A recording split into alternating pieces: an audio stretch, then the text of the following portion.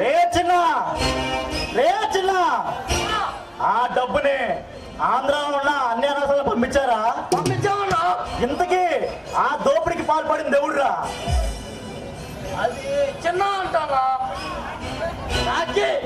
రే రాకి అడ్డంగా పరిసి అమ్మాయిక ప్రజల జీవితాలతో ఆడుకుంటుంది కాక అపమశుభం తెలియని పసిపిల్లల జీవితాలతో ఆడుకోవాలని చూస్తావా?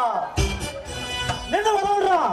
నిన్నే కాదు దోపిడీలు మాఫియాలు చేస్తూ దౌర్జన్యంగా దందా సాగించే ఏ నా కొడుకులో వదలను.